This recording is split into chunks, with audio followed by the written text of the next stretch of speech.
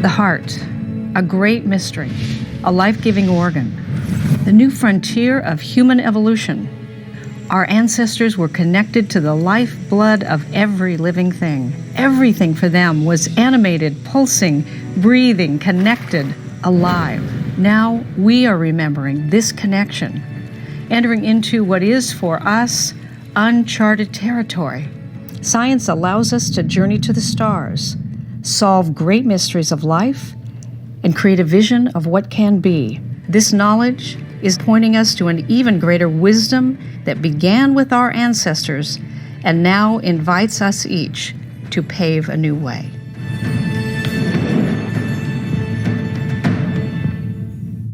The new frontier of human evolution is one that connects us, not just as a catchphrase, but it connects us in a deep and meaningful way, a way that we not only know in our minds, but a way that we feel. And when we feel it, we live it, and we live it in every aspect of our lives. We live it in our interrelations with every single human being, and we live it in connection with the earth and every step that we take. We know we're not alone when we live in this way. What's the central organizing system behind all of this? It's the heart, and behind the heart is the spirit. We are on the forefront of a major explosion in understanding and a confluence of structure and energy converging and working together as a unified whole. What were our ancestors trying to tell us? What did they know that we've forgotten? And how can their wisdom and their knowledge help us today as individuals and collectively as a society, as nations, to deal with the greatest challenges in 5,125 years of recorded human history? Now it's the time to remember why we have come to this planet. We have to remember, we have to know that we have a responsibility. The entire infinite universe is watching us. If you look anywhere in the world right now, we're seeing a fundamental collapse in a lot of the paradigms. The political model is breaking down. The economic model is breaking down through deception. The religious model is breaking down. The environment is beginning to break down. The medical model is breaking down. And how else can something new be created unless the old begins to fall apart? There's an order to the cosmos, cosmic law. There's a universal law. There's a natural law. We have fallen out of order. And in this disorder, we see the destruction of us as human beings. And so what has been left us is certain guidelines to keep us in order. And this is part of the Mayan, the Hopi. All the different nations have their part in which they were given. And if we fit it back into a hand, we'll become a whole again. The children on the planet are asking us to wake up. The way in which we have served them before is no longer working. They want to express in a way that has no boxes and limitations because they know who they've come here to be. How can we reflect back to our children their magnificence? We can't do that playing small. We can't do that pretending we're less than. We can't do that running from emotions. We must model for them holistic living. I think that's what they're hungering for. We've become a culture that's used to trying to medicate itself for its emotional ills, and that's not working. People are living on prescription drugs so that they can sleep, digest food, walk through the world without being allergic, go to the bathroom at the right time, get rid of their depression, elevate their mood. They're struggling to try to maintain the physical things that they've manifested that they think are important, but yet there's this inner struggle that doesn't feel like that is in alignment with who they truly are. What we're really doing at this point in time is going through some sort of a healing crisis, a breakdown that will precede a massive shift in consciousness of the whole human race, whereby we then take on a love vibration instead of the fear vibration that we've lived in all these thousands of years. All of the prophets, the whole of history has been pointing towards this time, a real gateway to awakening, for us to be able to be responsible on the earth in a completely different way. If we take up our roles in consciousness, on the earth at this time, then we become like light needles. We become like little acupuncture needles on the surface of the earth to be able to fulfill a function in her awaken as we awaken ourselves. What you're supposed to do for the wait for the new era is very simple. Walk in the red road with a pure heart and you will see the new world. The bird and the deer and the snake and the ant, they know their original instructions today. They still do. But the intelligent two-legged lost theirs. They forgot their original instructions. And when a person forgets its original instructions, you don't know who you are. And you're lost. Those are the ones that don't know the red road. Why they don't know the red road? Because they have been distracted. The heart really is the main conduit into the connection with all of ourselves. And for everyone across the board, when they can connect to their heart first, then the rest of the healing becomes so much easier. It can cascade into levels of awareness that the person had never imagined before. The heart has to be understood as a person's empowerment place and how they can really, step by step, which is the math of the heart, be able to activate that. The journey of the heart for me has been about many things. The greatest gift has been about heart-opening love. Growing up, I was like every child. I wanted to love and be loved with a sense of wonderment. But my path took me in a little bit different direction. Today, I look back on that path with great wisdom and compassion. It allowed me to have courage and strength to carry on, to fully be who I am, and above all, to love. It appears that the heart has access to a field of information that is not bound by time and space. So what is a field of information that's outside of time and space or not bound by those limits? Depends on what tradition you come from, but the soul, the spirit, the higher self, or higher capacities are all terms that are used for that.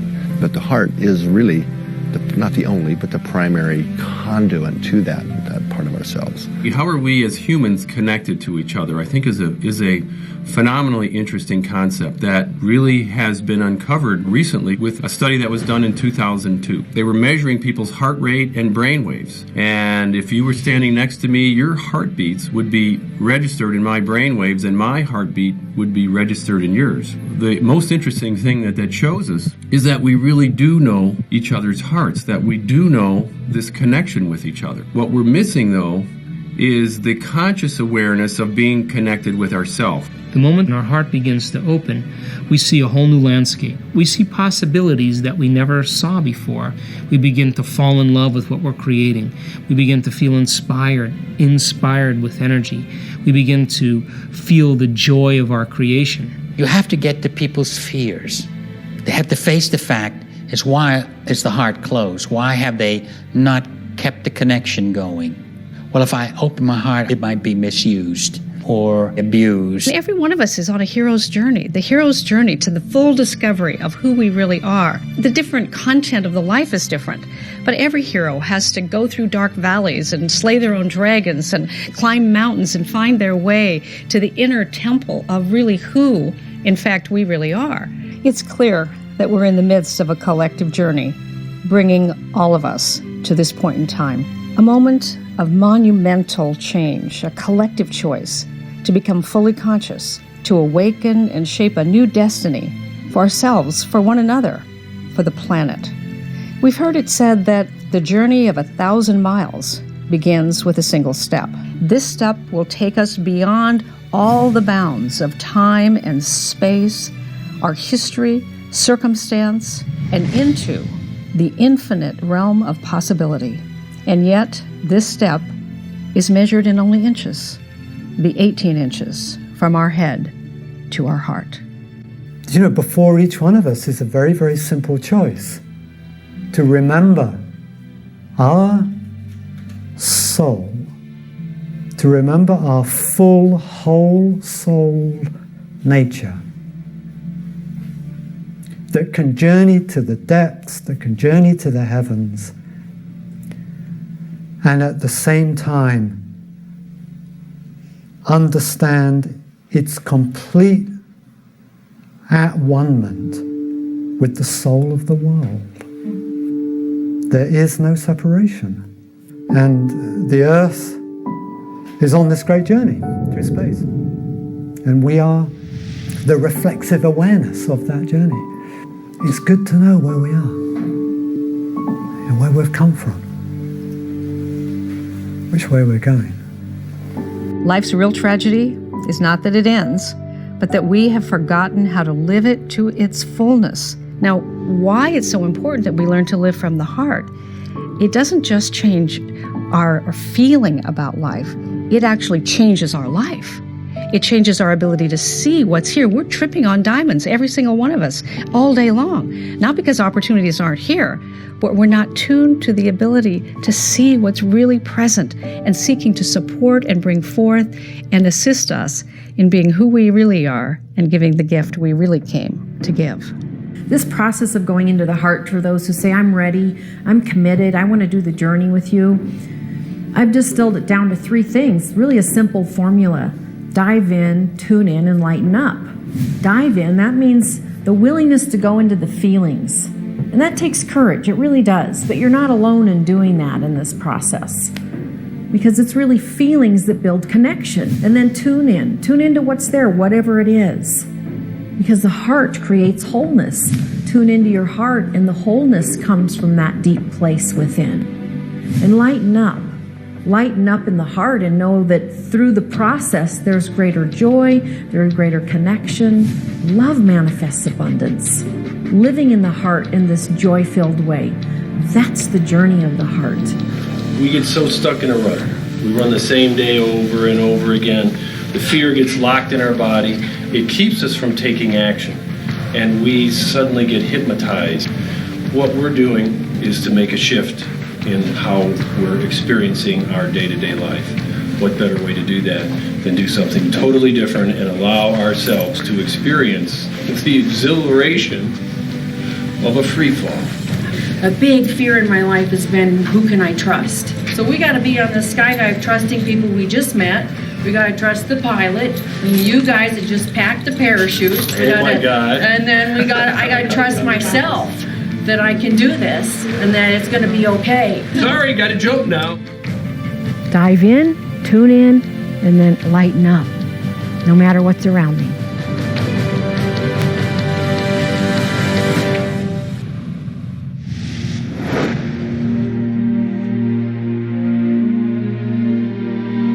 I was given the privilege to be part of a delegation to fly to South Africa and award Nelson Mandela the Gandhi King Peace Award. And I had a burning question in me I wanted to ask him. How did you get sentenced for life by a country? You spend 27 years in hard labor. You get released, and then you're not only released, you actually become president of the country that sentences you for life. How do you do that? He said, when I went to prison, I was an angry, bitter young man. And I spent the first period of my prison years in anger and bitterness. He kept saying, it's over, it's over, it's over, it's over. And one day, he said, like a drop of water on parched land, the thought emerged from my heart, what if it's not? And it was like, what do you mean? What if it's not? What if it's not? And he said, I stayed inside that thought. What if it's not? And I noticed that I started to feel differently when I thought, well, what if it's not over? And then behind that came the thought, eventually, as I kept moving up the ladder of that expanding heart from what if it's not to what if your being here in prison is actually part of the ending of apartheid? Then what? And so I turned to my heart and I asked, well, if my being here is part of the ending of apartheid, what would I do? And the idea of writing letters about it, just writing letters came. And over time, as I wrote letters, more people started noticing and the American media picked it up and that led to sanctions. And he said, the man I was who went to prison could never have been president of this country and done truth and reconciliation hearings. I had to become the man that could do those things, and it was a journey of heart. So what if the feelings buried deep inside our hearts are the actual keys that lead to healing all the pain we may have ever felt or feel now? Most of us are taught to just leave our childhood tragedies behind us. Just forget about it. Let it go. Maybe even forgive. But when the unthinkable abuse of a child is happening behind closed doors, is forgiveness really possible? As a little girl, my heart was wide open, and I just wanted to love and be loved in a state of wonderment. but my path took a detour. From about age 3 to 13, I endured some prolonged sexual abuse. When that happens to a child, it can take a lifetime of healing. The effects can be devastating, not just in childhood, but to carry on throughout life. But I made a promise to myself. Someday I'm going to be heard, because I told as a child, and the adults didn't do anything. So I said, someday I'm going to be heard. Someday I will have the courage to speak up. I come from 5 generations of women who've been abused or traumatized or violated. I thought that the norm was that you had chaos. What I started noticing in high school and through my 20s especially is that I kept being in relationships that were unavailable, that were violent, that were condescending, that were demeaning. And I thought that that was right. And I thought that at some point I would be good enough, I would be beautiful enough or powerful enough that somebody would see me and tell me that I was lovable, that I didn't deserve to get abused. Through some of the darkest times, I held on to hope. Hope that someday I would be able to go back into my heart and heal. Because bit by bit, I had to shut my heart down. Colin Tipping created something called radical forgiveness. Encountering his work has been a very important stepping stone on my journey to healing. We will make a difference to those events when we love them and all the people involved just the way they are, which sounds ridiculous, which sounds stupid from a mental point of view. But just look at history. Who are the people who've really changed things? Gandhi, Nelson Mandela. Where did they come from? They came from a place of love. They came from their heart, and they saved millions of lives. Those people had a high enough vibration not to just live by their perception of the human misery, but could see a greater purpose in what was happening and held that vibration. And so we said, well, we've got to find a way of doing this forgiveness work, which would be quick, would be very easy for them to do, would be a simple step-by-step process, and it wouldn't involve a whole lot of therapy. We started to reach back to this idea that we are responsible for everything that happens in our lives, and that we have a part of us that is always creating circumstances in our life for our soul's growth. And so we called that radical forgiveness. And the first step is to tell the story. You know, what happened? Tell the victim story. And then stage number 2 is to allow yourself to feel the feelings. And with radical forgiveness, we're very strong on the idea that that is an essential step. You can't really sidestep that. You can't heal what you don't feel. We encourage that feeling to come up, and they're the feelings associated with the victim story. And then stage number 3 is really where we open the heart up, because what we talk about there is collapsing the story, is taking that victim story and allowing ourselves to walk in the other person's shoes for a little while and try to get some understanding of why they did that. Even though that we're walking in their shoes, we're not letting them off the hook, because in that step, even though it's common to both conventional and radical forgiveness, there's no letting the person off the idea that they did something wrong. Okay? You did something wrong, but I'm trying to understand why. The 4th step, though, is where it changes. This is where conventional forgiveness does not go. And with radical forgiveness, what we say is that not only do some things happen for a reason, but everything happens for a reason, and there are no exceptions to this rule. So we're looking at, in step number 4, for what we call the reframe. What we're doing now is changing the frame around the story and saying, this happened for a reason, it was all part of a divine plan. My soul wanted this experience, so it set me up to have it. It brought people into my life who would give me that experience. And fundamentally, there's nothing to forgive because nothing wrong ever happened. So you can see that's a pretty radical idea. And the mind can't handle it. When you simply open up to that possibility, to that idea, and allow yourself to open to it, then something seems to happen. You get a shift of energy, and within a short period of time, people feel different. There's a feeling of peacefulness that comes over them that they have not experienced through any other form of processing this kind of information. One of my favorite ways of integrating Colin's work is to play a game that he invented called Satori. It allows you to dive into your feelings in a safe environment. But just playing a simple board game allows access to feelings in a safe way, feelings that you really never thought you could express, especially not in front of other people. But everybody's playing the game, but the real secret is the game is playing you. And the first step is to tell the story. So the event that I am right now a victim of is someone took your power away from me. And the context, and there's a lot of different contexts, but this context that this occurs in is my body. My power was taken away from me at age 3 when I started to get touched inappropriately. The adults I told didn't believe me. So that's my story, and I'm going to roll and see where this takes me. And stage number 2 is to allow yourself to feel the feelings. Another player holds up a mask of your perpetrator. Be sure to get out everything your victim self would want to say to them and to do it dramatically with lots of emotion. It's okay if no feelings come up, but fake it till you make it. For every single person who ever touched my body in anything less than love, this is all your fault. My inability to feel myself, where I hurt myself and I bruise myself and I don't even know where my body is in relation to space, it's all your fault. All I was asking to do is to be allowed to be a child. And those of you, and there were more than one, those of you who touched me in ways that were not fair, that I didn't deserve, that I didn't ask for, all of you are to blame for the pain I have in my body today. All the work I've done and everything I've done to try to be whole and complete. Every single one of you, and you know who you are. You are to blame. Yes. This is your fault.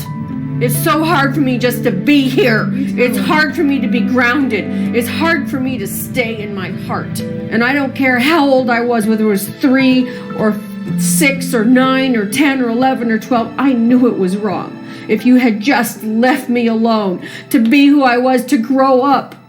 I hate every single one of you. And stage number 3 is really where we open the heart up, because what we talk about there is collapsing the story. I realized what was occurring was exactly what my soul wanted. This is exactly what my soul wanted. And my soul created this for me. I'm willing to see that even parts of this that I don't understand why came into my life so that I can learn and grow. The 4th step, though, is where it changes. So we're looking at in step number 4 for what we call the reframe. I'm realizing that this happened for me for a purpose, to feel a deep worthiness at the core of my being that can really never be taken away by someone doing something to me. I am empowered in my life, and I am happy. I'm empowered. I'm happy. There's a part of me that knows that my soul drew this early life experience to me, but I don't have to figure it all out. All I need to do, and all I continue to do, is dive into the feelings. Not to re-experience the trauma, not at all, but just to go to those places where they've been stuck so that I can let go of the fear, live without shame, experience all of who I am without judgment, without blame of myself or anyone else. If I was going to really make a difference on this planet in my life, whatever that meant, I had to choose to be seen and to be authentic, and to use my gifts in a way that were of service to me and others. And it was scary. The word forgive in Aramaic literally means to untie. To untie, to loosen, to untie yourself. And you manifest something else towards them. And there's nothing worse when you're so magnanimous and you have forgiven someone and they don't care. They don't want your forgiveness. But it frees us. Whether it frees the other person is up to the other person. But it frees you and opens you to be more forgiving and flowing and loving, see?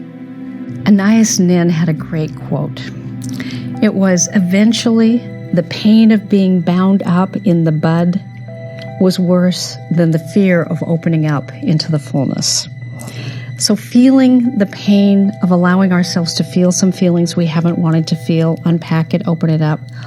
Truth be told, it's so small compared to the joy of living from a heart that is transparent and translucent to the being that you already are and just have not yet found. It was a choice to dive into my feelings and to feel all of them and to heal my present by accepting my past, all of what happened, not by pretending it was okay, but just accepting it without judgment.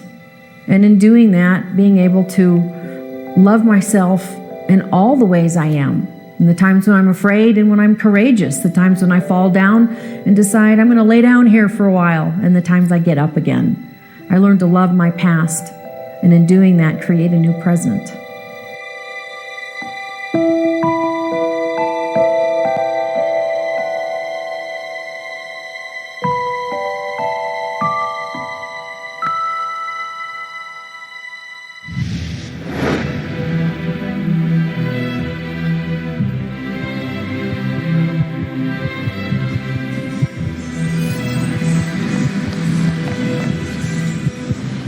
My name is Todd Turley. I am 56 years old, and on September 5th, 2005, I died. What's his rhythm? Oh my God, he's in V5. All right, lab's coming. A charge to 200 joules. Everybody clear? Clear.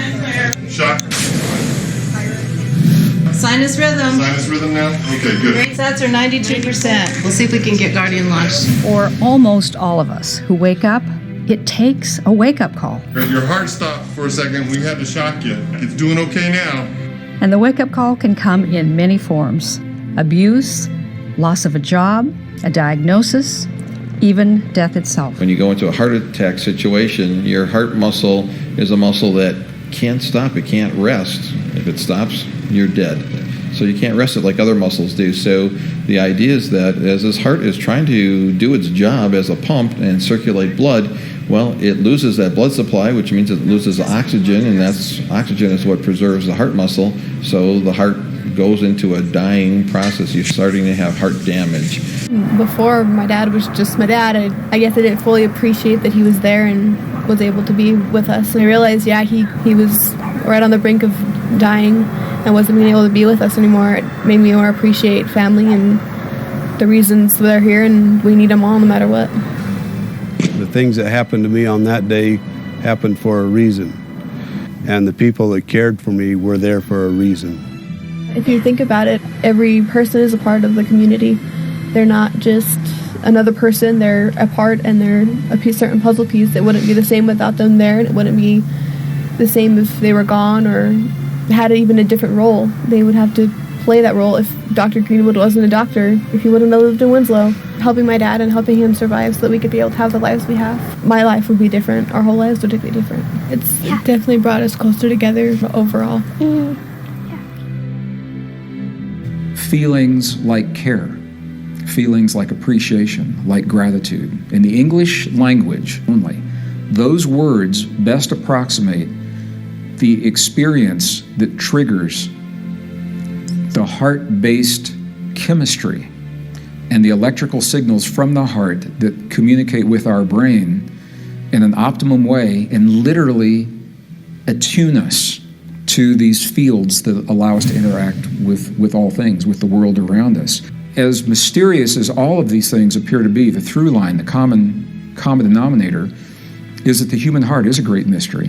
And the more science now begins to understand the power of the heart, the more we understand that it's through the human heart, the single organ in our body that is designed to communicate with the stuff that holds this world together. No other organ has the power to create the strength of the electrical fields, 100 times stronger than the human brain.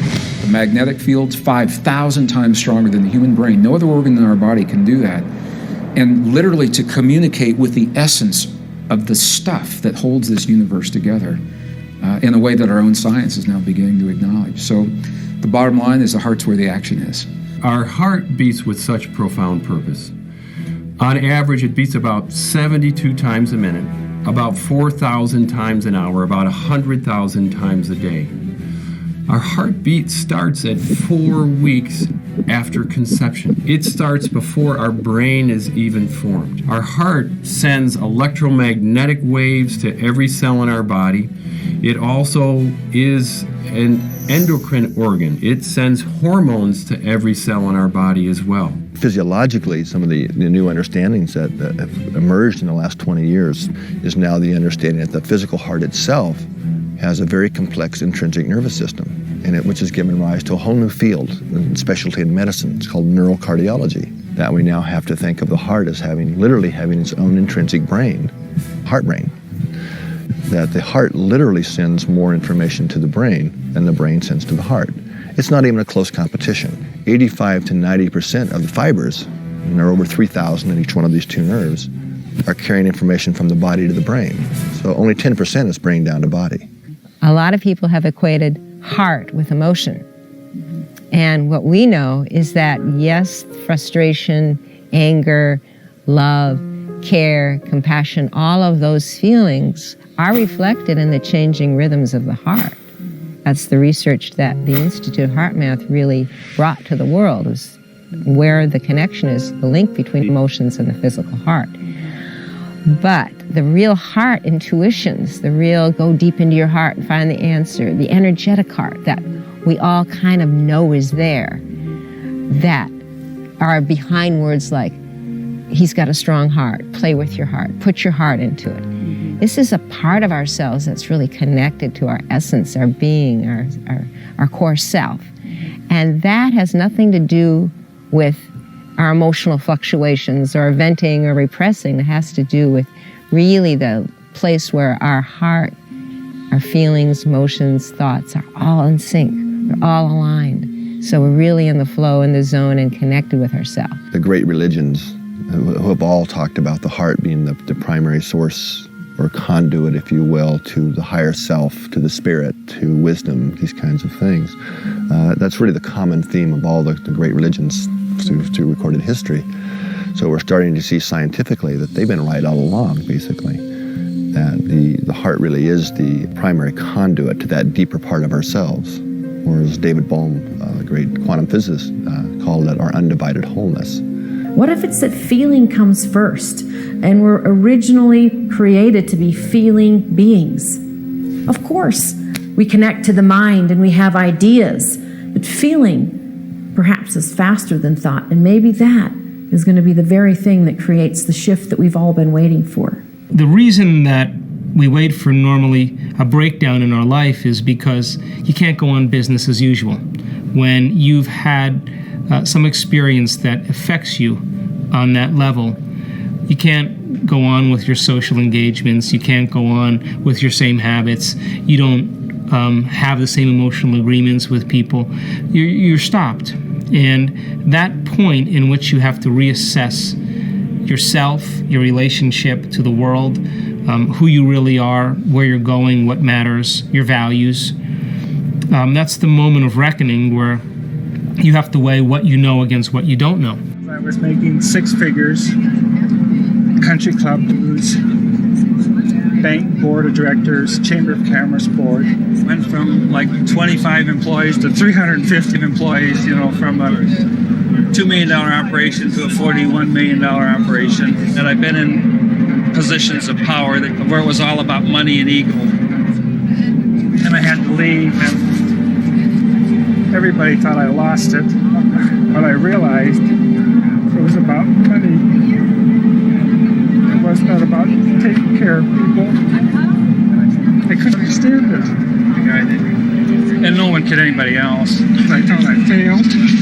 Yeah, I'm thinking my rational mind, very rational, analytical, why did I do this? And then what came to me was, but you first must learn how to love yourself. And that's been just a real powerful experience. I realized it has nothing to do with power and title and position. It really it has to do with loving myself. And once I love myself, then I can help other people. I do teach a lot of high-level executives and doctors and very successful people. And I find that even though they've gotten everything money can buy, everything looks the way they were dreaming, that it should look. They've got the house and the kids and the job and they're secure and they have money in the bank. What I think people are finding is that's not enough. There's something still missing.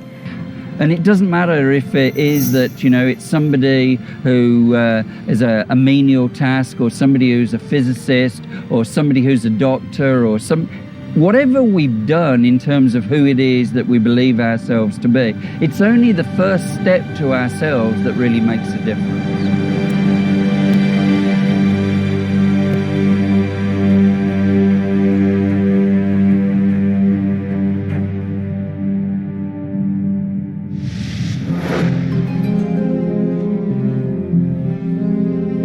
So how do we know we're really living in the heart? Is there a formula, a test, a validation? What if Spirit takes us where we need to go when we least expect it, and then the real journey begins?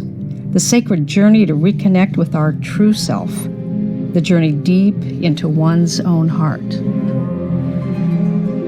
We filmed throughout Europe, and we filmed a number of events. We filmed incredible speakers like Nicholas Mann. We filmed various ceremonies and things that I wasn't really familiar with, but I saw parts of Europe that I'd never seen before, and I was able to see people experience and really begin to connect with their own higher self, if you want to call it that, connect with their heart. What was fascinating was it began to evolve into a project that was less about what we were filming and about more about those who were a part of the filming. You know, I was looking through the lens, but it was like the whole universe was looking back at me as to what I had to work on, what my journey was going to be. And I'd moved to Sedona. I had this great idea that Sedona was a place to, you know, awaken and become enlightened and all the things that you hear about. So it was sort of Joe Sixpack moves to Sedona, and I was, you know, ready to write a book. I thought, I know all of this stuff. And then I was diagnosed with cancer. And when that hit, and you really look at how fragile life is, I had to really ask the question, why am I here?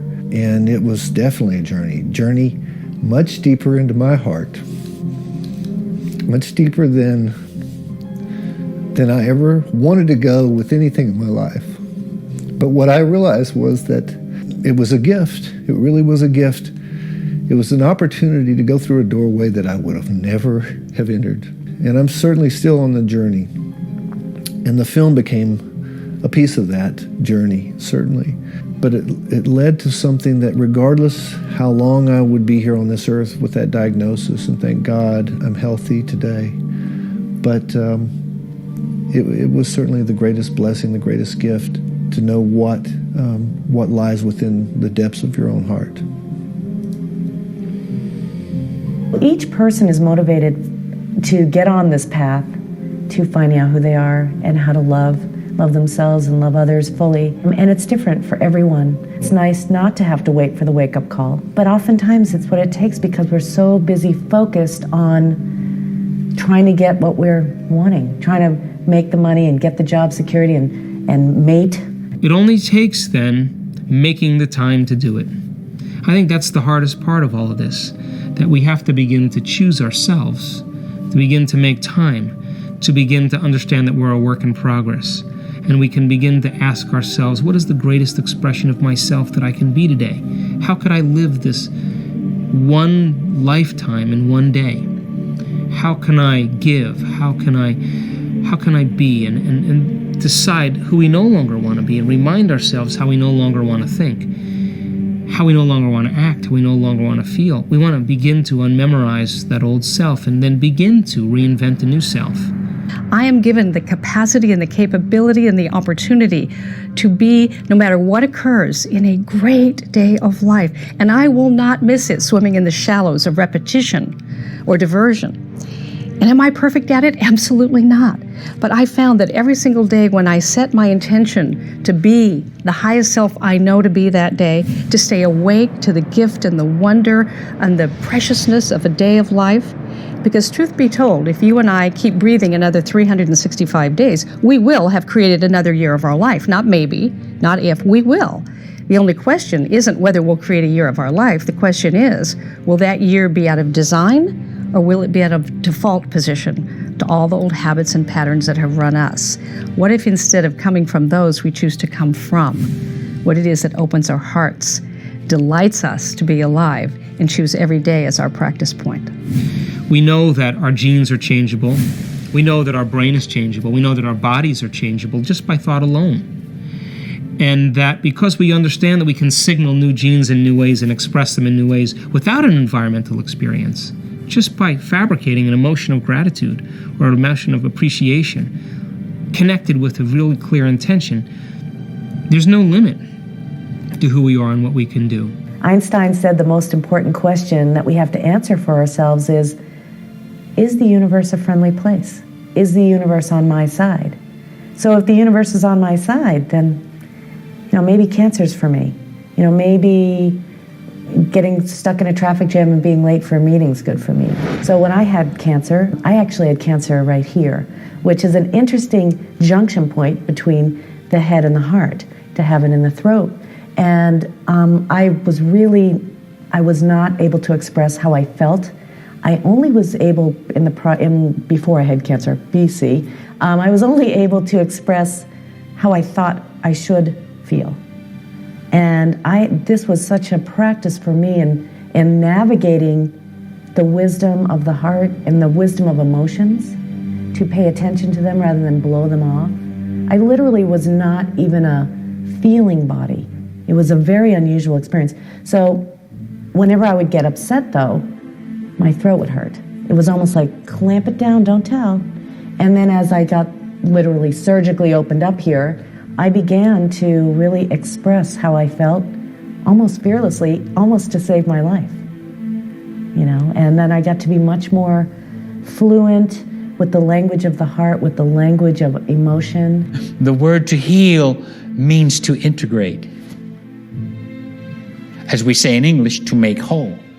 But in the Aramaic language, means to integrate and to make whole. And it's the same word to dream. H-L-M is the root of the word.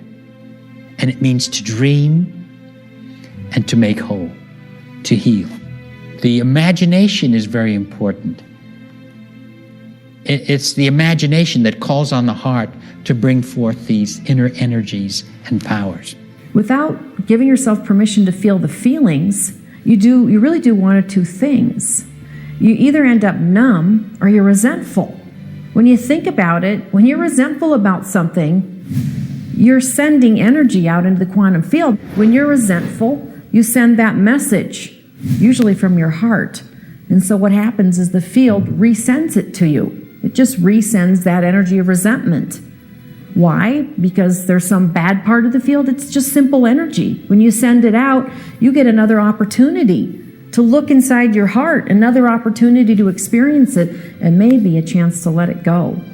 The journey of the heart is our ability to find the connection through ourselves and within our hearts, even when Earth doesn't physically give us that connection. Because the truth is, if we focus on the journey through our hearts, we're always there. We're always connected. I know what my day is going to look like tomorrow and the next day and the next. Am I happy? And when the honest answer was no, then what am I fearing by making a change? Isn't it more fearful for me to stay doing day in and day out something that didn't make me happy? And another gift that has come to me, although I think I'm still going to be working on it for quite a while, is listening to my heart.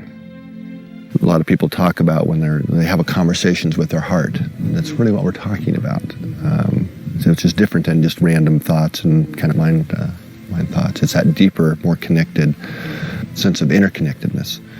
And this is, by the way, where what we call coherence comes into play, which is a state that we were able to identify. This is going back to the early 90s, a very measurable psychophysiological, to use a big term there, but mind-body state, where our heart rhythms beat out a very specific pattern, that when we're in a coherent state, and many studies now since then have shown that this coherent state is really an optimal state. It's where our brain works much better. So it's not about, by the way, the heart or the brain, it's about the integration of the two. I mean, I'm glad I have a brain. I want it to work really well, as I think most people do. But learning how to get our heart into coherence, the brain is a big winner because it functions much better, more optimally, And we can go into all the physiology of why that's true. That's all been mapped out in great detail now. We can really understand the mechanisms of how the heart and the brain talk to each other. In fact, Doc Childrey, the founder of HeartMath, put it this way. He said, if the brain wanted to climb Mount Everest, the heart provides the base camp that makes it possible. So you really have to get the whole system into that coherent state. That helps to connect us with our heart intuition. So we start making better choices. I was saying there's a sine wave pattern. That's the smooth rhythm that looks like a smooth waveform. That rhythm is when the parasympathetic and sympathetic, the two branches of the nervous system, are in train. They're in sync.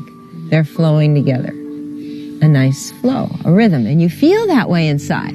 The jagged, chaotic, incoherent pattern is when the sympathetic side of the nervous system, the parasympathetic side, are fighting each other. They're out of sync. One's speeding up, the other trying to slow it down. It's real disordered and chaotic. Think of it as like driving your car with one foot on the gas, one foot on the brake at the same time.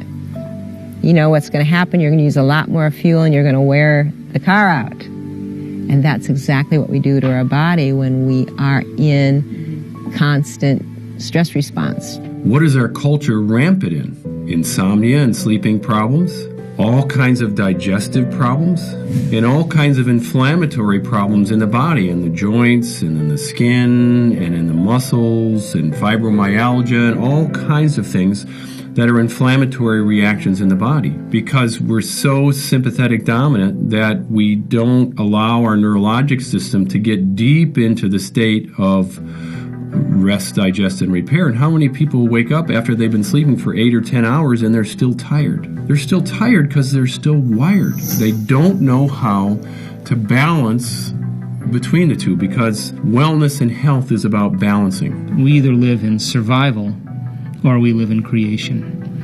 Now, when we live in survival, we live in stress. And stress is when your body's knocked out of homeostasis, when it's knocked out of balance. Now, when we experience stress, for the most part, there's a mobilization of energy. The body tries to adapt to some external cue by providing energy to be able to survive in its environment. When we live by those survival states, it produces those very limited emotions that drive us to a lower denominator. When we're living in those states, we feel separate from the field. We feel separate from our dreams. We feel like our problems are real. We obsess about our problems. We put all our attention on our bodies. We put all our attention on time, because it's those very chemicals in survival that's causing us to rush to a future and predict an outcome based on a past experience. That process causes us to head to our genetic destiny, and the body lives completely out of balance. What we're finding is that not only are everyone very stressed, they're in a sympathetic dominant state, but they're also in a depleted state. Their system is tremendously depleted. In order to start to fill in order to start to replete, in order to start to build the organ reserve, what we've got to do is start the body to be able to rest, digest, and repair. If you're connecting to your heart and doing some very simple, very straightforward and repetitive techniques, you're going to be able to get into the rest, digest, and repair. As you do that as the habit pattern, as a way of being, your system then can start to heal. One of the basic HeartMath techniques is called quick coherence. The first step is you focus your attention in the area of the heart, the center of the chest. I mean, literally right here. And to help draw your focus there is pretend you're breathing through the center of the chest. Of course, you're really breathing through the mouth and nose, but a lot of people develop a sensitivity. You can actually feel like a gentle kind of wind almost coming in and out of the chest. Breathe casually, but a little deeper and a little slower than you normally would. Ideally, it's about 5 seconds on the in-breath, 5 seconds on the out-breath. Your focus of attention there. And just that step will help initiate the shift into the coherent state. But the real key to it is then activating a genuine heart positive feeling, a heartfelt positive feeling. We usually start for most groups with the feeling of appreciation, and be appreciating just how beautiful the day is today, or that I have a home to go to, or whatever it is. It's really a balanced place where you feel, acknowledge what you feel, and you bring it back to the heart to gain the wisdom from that. And that's the new frontier. Emotional awareness is really the next frontier in human evolution. It really is, because spirit connects with the emotional system through the heart. And we make most of our decisions in life are emotional. They're not purely intellectual. And that's when we can put it all together. And I'm excited about it, because that's the next level of human evolution. It's the journey to the heart, and it's bringing the heart and mind together for an illumined, enlightened humanity.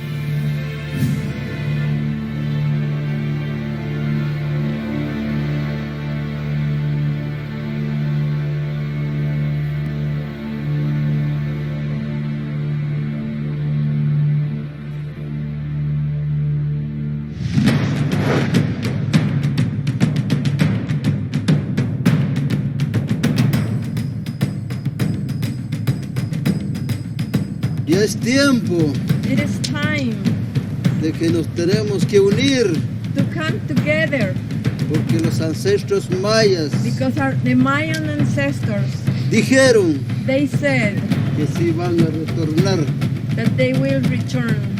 We have gestured to this great spirit that we honor it with every beat of our heart. And all of you, my honored medicine walkers of this, the Mother Earth, you hold such powerful responsibilities. You have affirmed that the life anew shall be for all people. Todos sangramos. All of the prophets, the whole of history has been pointing towards this time. This isn't an abstract thing. And the amazing thing is that here we are now, and it's the exact moment. This is the turning point. From Japan, from Chile, from Guatemala, from Canada, from everywhere.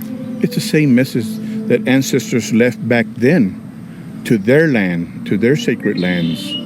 The same thing that happened to us happened to them.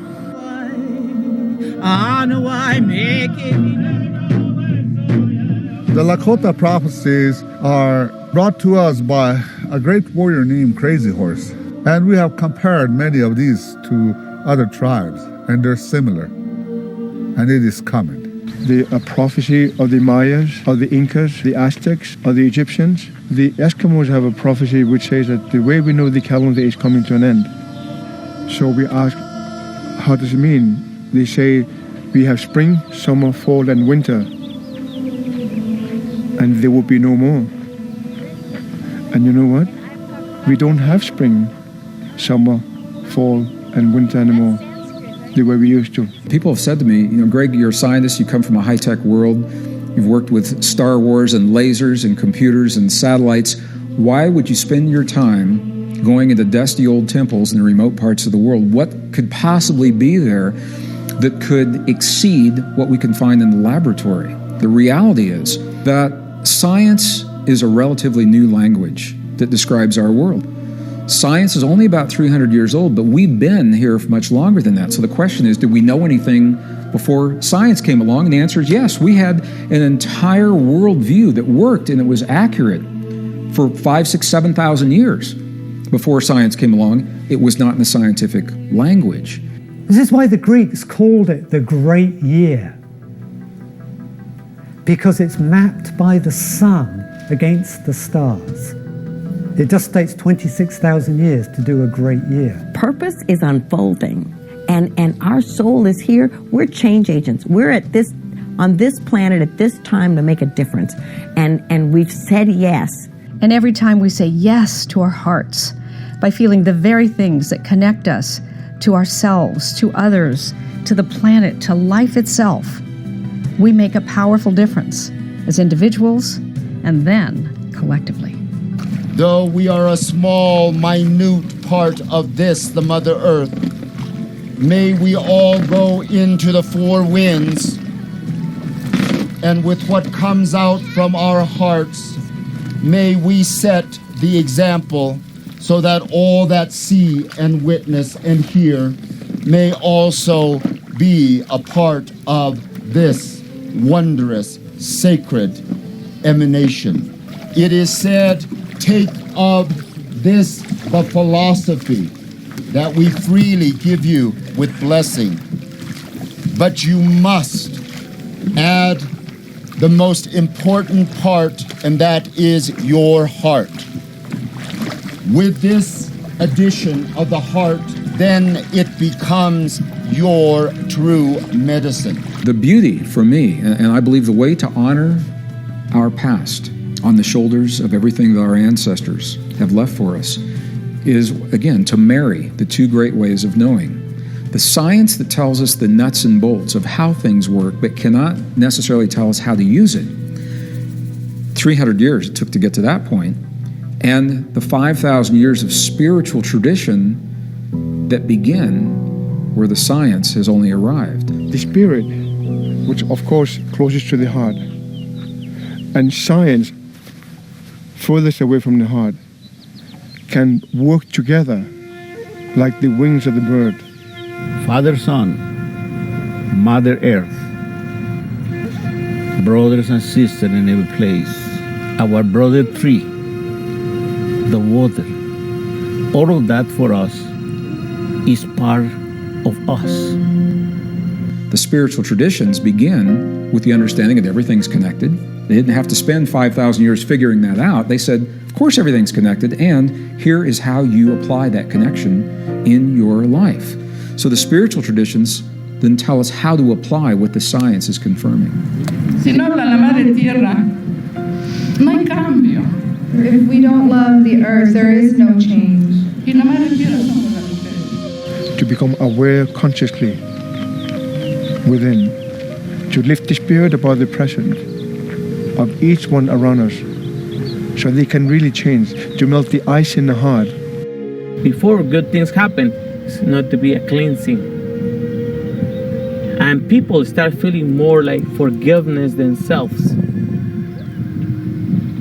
If you don't have this forgiveness in yourself, when you work yourself, you empty your vessel, you empty your mind, everything. You are pure. It's like, oh, now I can see. Oh, now I remember what is this about. Oh, I have a dream. You come with your heart open, not with this mind, with your heart. Our holy path, our spiritual wars have only just begun. We are now in the middle of forever. Every now and then is now, today. So this is the message that I would bring to our people, to my homeland, not to give up. We've only begun. Today is the beginning of forever. I see a new day. I see a land without illusions. I see only good in the future generations.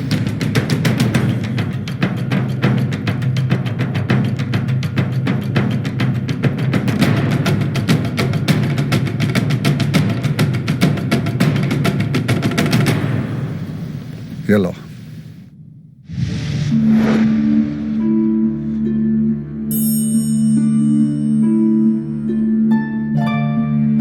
Imagine when you are empowered to understand yourself, then you can actually take action steps to walk all the way in to the core of your being.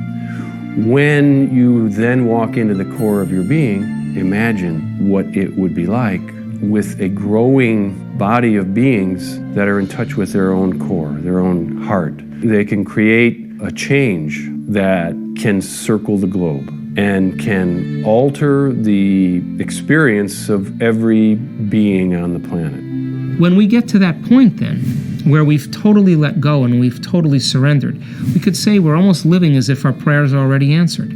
We can't explain how it's going to happen. And we should never try, because we should always ask for it to come in a way that we least expect. That the universe begins to surprise us, to wake us up from our slumber, from this dream that we're living in. And when we begin to realize we can open our minds and hearts, our thoughts and our feelings, and it produces a result outside of us, we'll pay attention to what we did and we'll do it again. As a human being, the quality of our lives is really based on heartfelt connection. It's a place where we no longer feel helpless. We're not defined by what we have and who we know and what we do. We feel empowered because the quality of our lives is a choice to live and be in the heart. And this is a place of deep inner peace.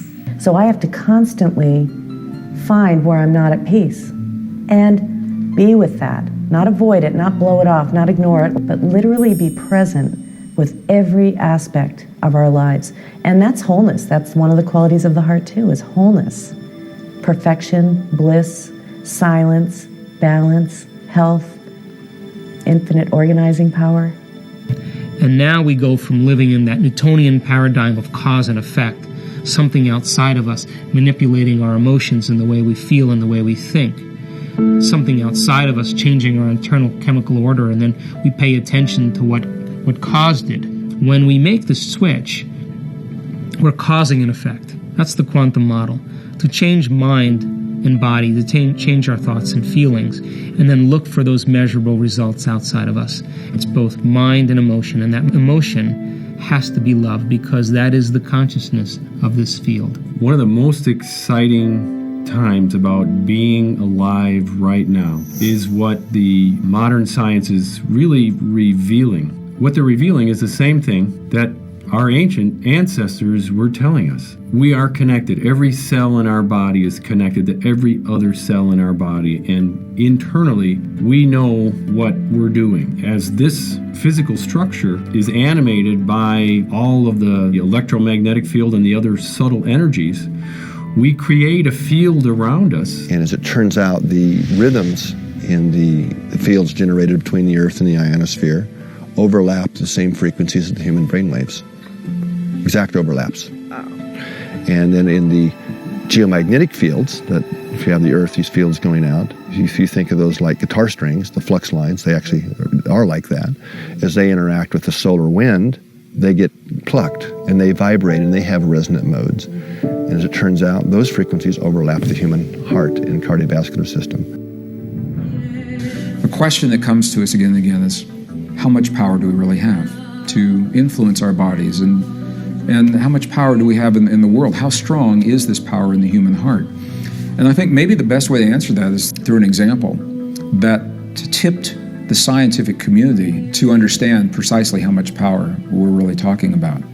In the Northern Hemisphere, there are 2 stationary satellites whose sole responsibility, their job description, is every 30 minutes to send back a signal telling scientists on the ground how strong the magnetic fields of the Earth really are. The GOES, GOES, geosynchronous satellites, on either coast pointing to North America. Every 30 minutes they send back a signal showing that the magnetic fields, the strength of the magnetic fields, rise and fall. They ebb and flow on a rhythmic basis, usually. Well, there was one day a few years ago where the scientists were looking at the data that was coming in, and there was the usual ebb and flow, and all of a sudden there was a huge spike. And they said to themselves, what on earth, what literally on earth could be happening to create this spike in the very fields of the Earth that sustain and connect all life? And they overlaid the data onto a calendar of time, and this may be no surprise to those who are listening to this, that the spike occurred at 9 a.m. Eastern Standard Time, September 11th, 2001. 15 minutes after the first plane hit the first tower of the World Trade Center, 15 minutes after the information of that event began to circulate through the media around the world. It took about 15 minutes for the world to know what had just happened. And it was at that time this spike occurred, and the scientists said, my God, what is it that could possibly relate the human experience to the magnetic fields of the Earth? Well, what they found was that the outpouring of genuine human emotion, untrained, so people weren't trained to do anything. It was an instinctive outpouring of emotion, heart-based emotion. Some of it was fear, some was sadness, some was compassion, some was anger.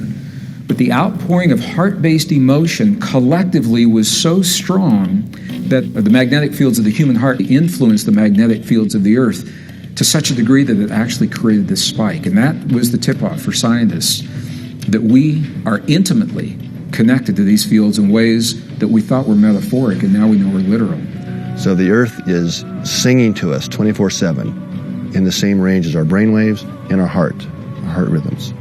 So there are an amazing amount of studies now showing that we are deeply and profoundly interconnected with the earth, from life to death, and that it's even encoded in our genetics. Now, the studies are also showing that when many of us come together to create precisely these experiences collectively, that the experience extends beyond our bodies, beyond the room where we're having the experience, into the fields that can be measured geographically across in broad areas of the earth. The context is here we are at a time the experts are saying to us is a time of the greatest crises of 5,000 years of recorded human history. Never have almost 7 billion people been faced with so many different challenges that must be solved within such a narrow window of time. And at the same time, we are learning that we have the ability, we're born with the ability to create an experience inside of our bodies that tips the scales of balance in terms of the outcome of these events in our favor. And all it requires is for us to follow the principles of our most cherished spiritual traditions that bring us right back into the power of the heart. The power of the human heart to attune our hearts to the fields of the earth that sustain and connect all life.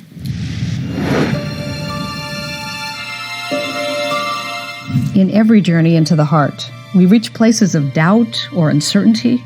We've heard many things about the journey, but still, we can all use some help from those who have walked the path to heart-based connection, heart-based living. How can I start again? What do I do? How do I live this in every moment? I started my journey, my sacred journey of the heart, as a scared journey because I was entering new territory. I didn't know how to do this. There was no guidebook for me. There was no step-by-step process. But I just had to be willing. I had to learn to trust, and that was no small thing. So every day I had a new opportunity. Am I going to trust this or not?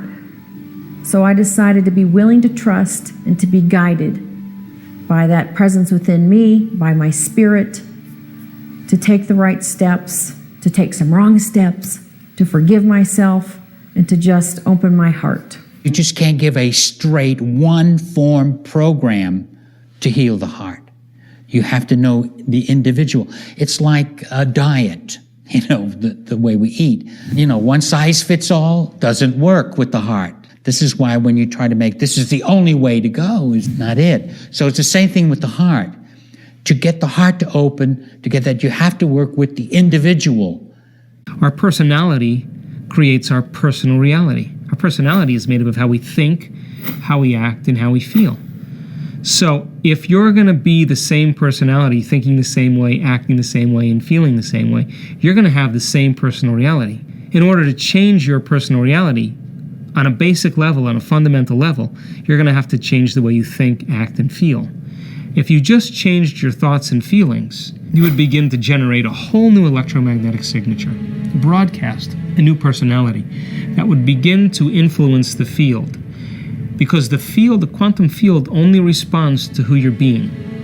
And who you're being is made up of how you think and how you feel, how your mind and body are working together.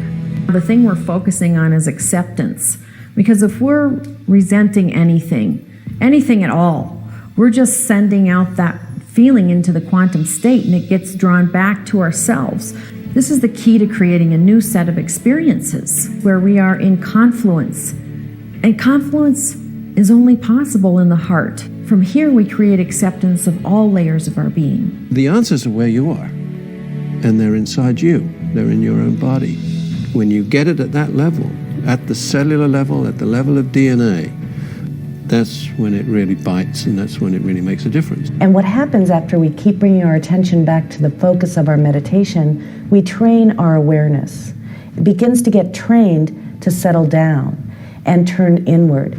And so I start with a gentle becoming aware of my environment, and then I bring my attention to my heart. And sometimes I'll even put my hand there to drop my awareness down, because rarely do we do that. We're way up here. When people point to themselves, they point to themselves pointing to their hearts, but usually they're operating from their heads. So I generally bring my attention down here, and I begin meditation by asking the question, who am I? Who is the one sitting here? What is the essence of me? As I spend time asking that question, I'm not trying to get answers from my head.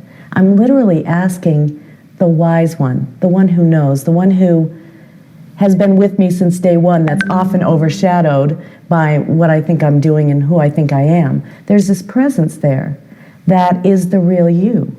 I do not think we have time to keep fooling around playing our victims. And so I tell people, if you want to work with me, I'm willing to go to the wall with you, but I will not help you play small. I will not stand with you in the continuance of saying that you are less than or that you are hopeless and that you can't shift. You get to choose it, and I will support you.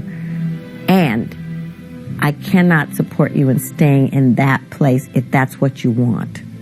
We run around thinking that we're an individual and we're making our own choices. Yeah, but so much of that, it would scare people to know how much of that is just a mind-brain pattern. It's an automatic response. But we do have the ability and the capacity to change those patterns and start making more responsible choices, to start rewiring the circuitry of our brains and hearts. And one of the fastest ways to do that, certainly from our research and that of many others, is to get the heart and the brain working together. That's been my passion, and a lot of our mission here is how do we language this so we reach not the people already into self-help, but the people who don't know where to turn, have no tools, and are suffering really as a result, and making choices that keep them in that box as a victim. We're beginning to define reality based on how it feels by our sensory input. That's not being connected in any way. And the only way we enter this field of intelligence, because it's pure consciousness, is we have to enter as a consciousness. We can't enter as a body. We can't enter with our things that we think that we possess. We can't enter with a sense of time, the past or the future. We have to enter as no body, no thing, no time. That's when we walk through the door into the field. It's a vitality that is in everything that is.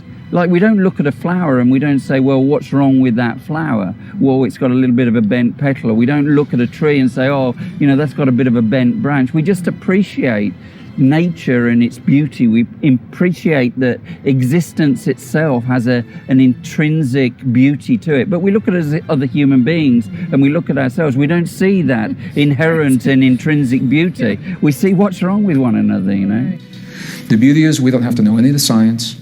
We don't have to truly know. It helps to know because it gives us a reason to believe.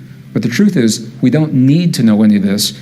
We are simply invited to embrace the core principles that we generally, intuitively would like to embrace in our lives.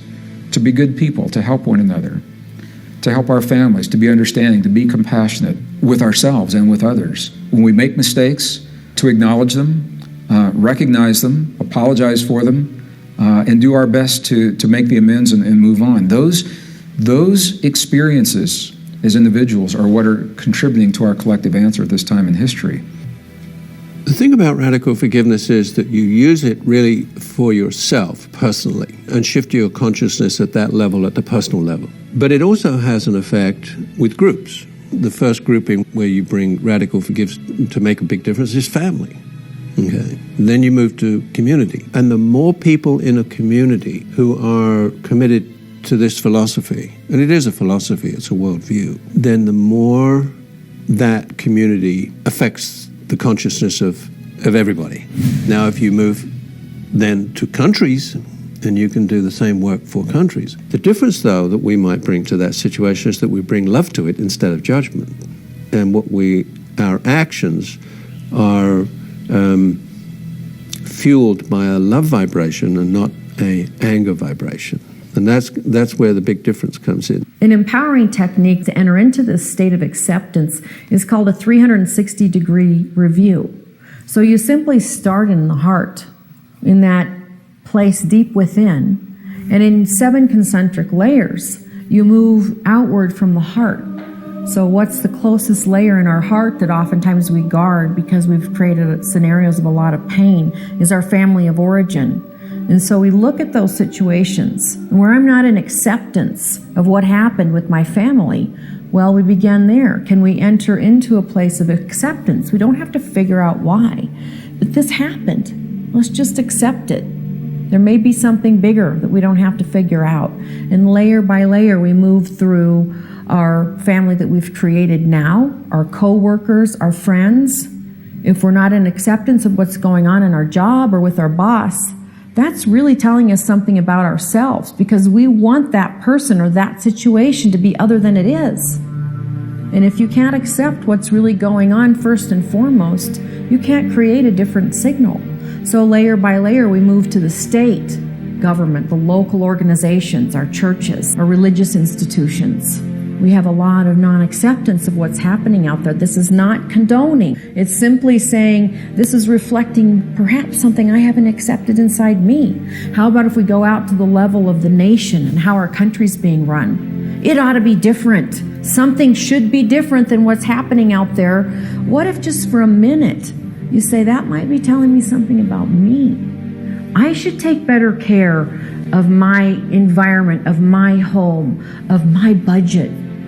I should take better care of the services I'm providing. The next layer might be the earth. What if there's something going on planet Earth we don't like? Well, what might it say about how we're treating our inner territory? What if we're putting things into our body that isn't good for us? And it's easier to talk about what's so wrong and bad about what's happening on planet Earth when we're not doing it ourselves. So this little technique, this 360-degree review, it all reflects back to the heart. What's going on inside of my heart? So what if everybody lived at this degree of self-reflection, self-consciousness, self-awareness? The places that we're really called to take action are in our own lives. And that becomes a shift in the quantum field, where what happens on every single layer of our being, we become empowered to change. I'm so grateful to be in this body. I'm so grateful to walk this planet. I'm so grateful that I get to express, be with people like you, to co-create a better world for our children. And then there's this synergy. And I think that that's what we're all craving, because that old paradigm's not working. To see one another, to understand one another, to trust one another. I think that's what the big thing that's happening. We are learning to trust that it is okay to be intimate. It is okay to be authentic. It is okay to be seen. And in that trust, wow, love beyond our wildest imaginings. One of my favorite stories is written by Thornton Wilder in his book called Our Town. And Emily has died, and she's having a conversation with an angel who says to her, we're going to give you a gift, and you can see from here, but you can experience and see yourself living any day of your life you want to repeat. What day would you like? And she picks her 12th birthday. And from that vantage point, she sees herself wake up in the morning, and she goes to the door and she steps out. Her mother's making breakfast. She can hear her mother buttering the toast, the sound like sandpaper of buttering toast, the smell of the coffee, hearing her father's paper turn downstairs. And it's her birthday. And as she starts to go down the landing, to go down the stairs, up here, she says, oh, life. These are mundane things. But she says, oh, life. Does anybody ever know how truly wonderful you are while they are living it? And when I heard that the first time, I thought, I want to be the one who knows how wonderful life is while I'm living it. I'm not perfect at it, but as I do these practices, I get better at it. The experiences in my life, all of them, have led me to this place of empowerment. I no longer fear being seen. I'm not afraid to speak up, and I have gratitude. Deep gratitude for the small things in my life, as well as the great gifts that I have experienced in opening myself to not just give love, but to receive love. That's created the greatest gift of all, this balance between giving and receiving love. Wherever I am on the journey, I know that my heart will lead the way.